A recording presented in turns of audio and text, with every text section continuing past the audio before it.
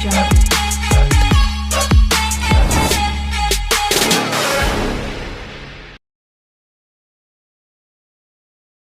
Hi hello नमस्कार मित्रांनो, मी तुमचा मित्र राज. जीवन एक अश्वमेध या आपल्या मराठी युट्यूब चॅनल मध्ये तुमचं सर्वांचं मनापासून सहर्ष स्वागत करतो.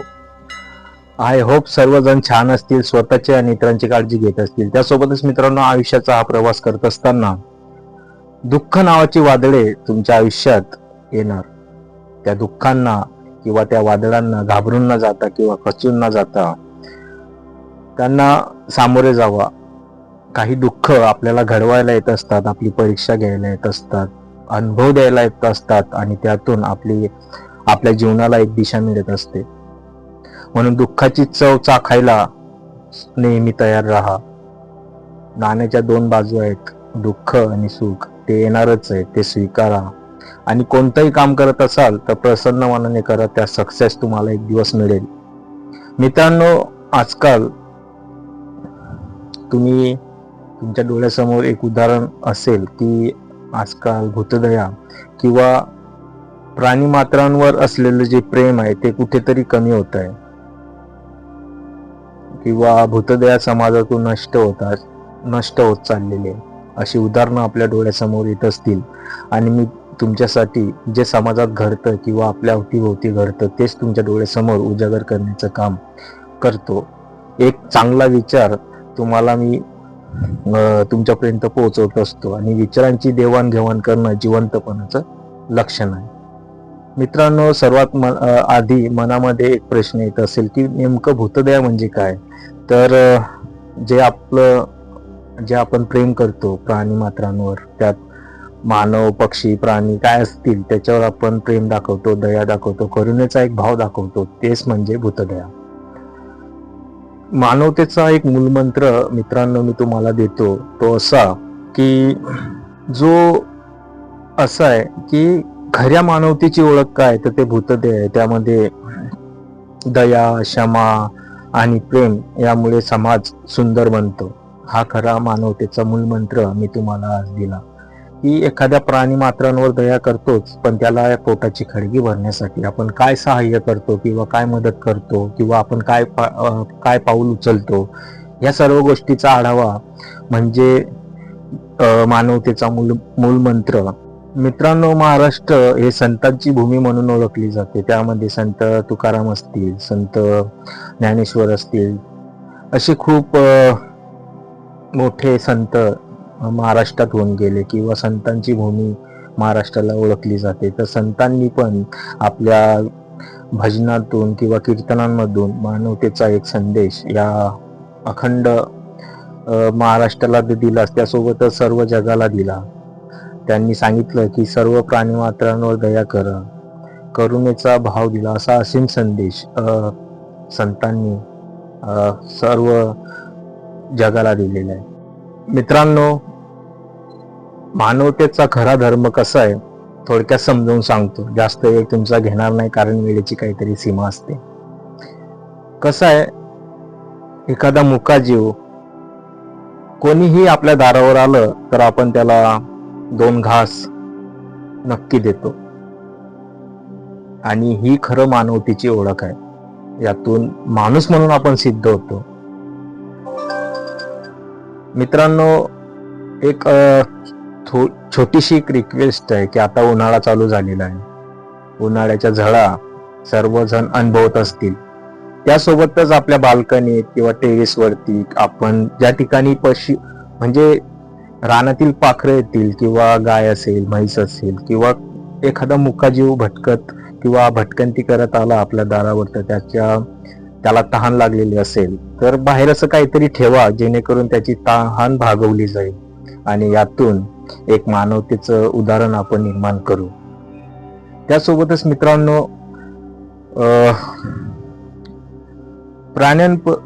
जे प्राणी आहेत त्यांच्या प्रती काय करुणा असते, तर त्यांच्या विषयी भुकेल्या प्राण्यांना आताच मगाशी बोललो की अन्न देणे, म्हणजे त्यांना अन्नाची गरज असते, ते त्यांना अन्न देणे, पाणी देणे, त्यांची काळजी घेणे.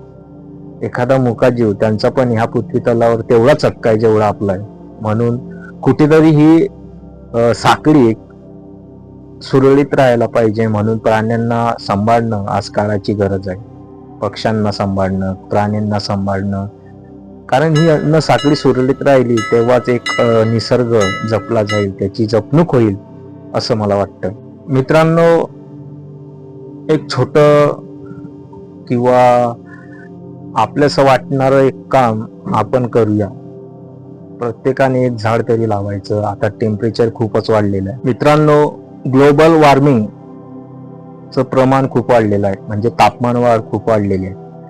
उन्हाळ्याच्या झळा आपल्याला लागायला सुरुवात झालेली आहे. तापमान हे खूप वाढत आहे दिवसेंदिवस, आणि जे मुके जीव असतात त्यांचे खूप हाल होतात. त्यांना प्यायला पाणी नसतं, खायला अन्न नसतं. ते कुठेतरी त्यांना मिळावं एक मदतीचा हात म्हणून ते काम आपण करायला पाहिजे. कारण या पृथ्वी तलावर प्रत्येकाचा किंवा पोटाची खळगी भरली जाईल असा संकल्प घ्या.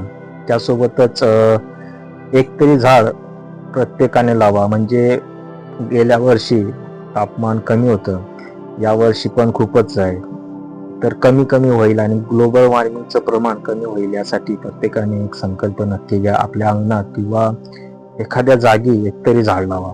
भूतदयेचं एक उत्तम उदाहरण द्यायचं झालं तर मित्रांनो, अहिंसा आहे. एखादा मुका जीव आपल्या दारावर आला तर काही जण त्याला मारत असतील, त्याला हाकलून लावत असतील, असे पण उदाहरणं समाजात घडतात. आणि आपण समाजशील प्राणी आहेत, आपल्या नजरेस या गोष्टी येत असतात. तर असं होऊ नये याची काळजी घेतली पाहिजे प्रत्येकाने.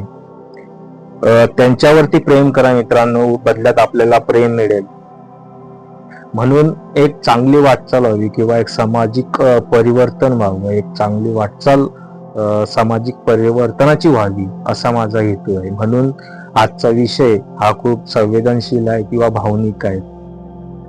छोटासा वाटणारा विषय खूप मोठा आहे मित्रांनो. कसं आहे, रस्त्याने जाताना एखादा मुका जीव तुमच्याकडे आशेने बघत असेल किंवा त्याच्या पोटाची खळगी भरण्यासाठी तुमच्याकडे काही रिक्वेस्ट करत असेल तर त्याला नक्की द्या, काहीतरी द्या. एक माणूस म्हणून एक नवी वाटचाल करा. मनाला जे समाधान मिळतं ते शब्दात व्यक्त करू शकत नाही आपण. आणि स्वतःला माणूस म्हणून स्वतः सिद्ध करा. काही गोष्टी मनाला चटका लावतात मित्रांनो. रस्त्यावरती दुर्घटना होते आणि त्यात एखादा मुका जीव त्याचा जीव गमावतो, तेव्हा ते नजरेस आलं ना तर मनाला चटका लागतो. त्या गोष्टी होऊ नये यासाठी आपले प्रयत्न असायला पाहिजे. समाजामध्ये भूतदया राखली गेली पाहिजे किंवा त्याची जपणूक व्हायला पाहिजे. त्यासोबतच चांगली वाटचाल होईल या हिशोबाने आपण काम केलं पाहिजे. मित्रांनो, कसं आहे, या पृथ्वी तलावर प्रत्येक जीव आपल्या पोटाची खळगी भरण्यासाठी झटत असतो.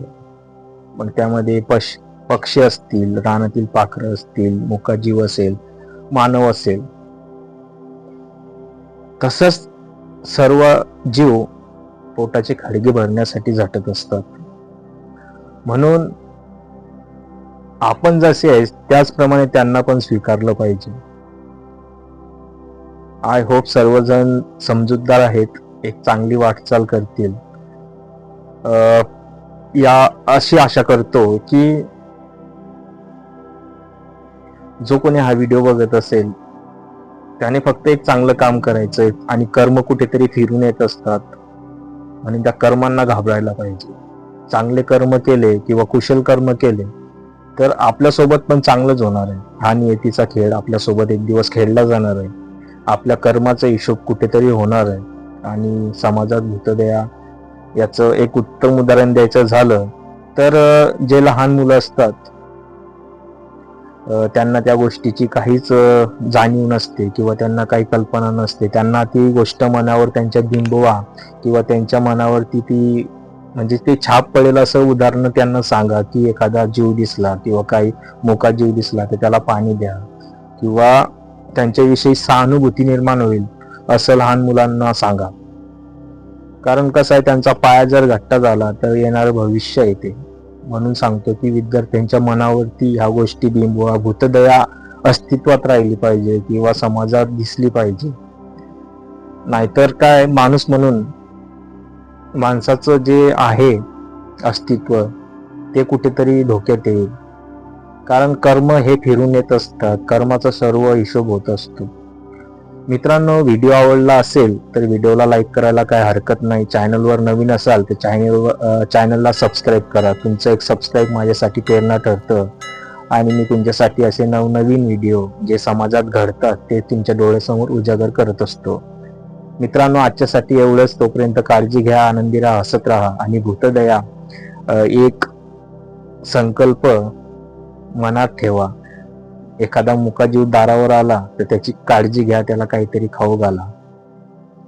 आजच्यासाठी एवढंच. तोपर्यंत जय हिंद, जय महाराष्ट्र.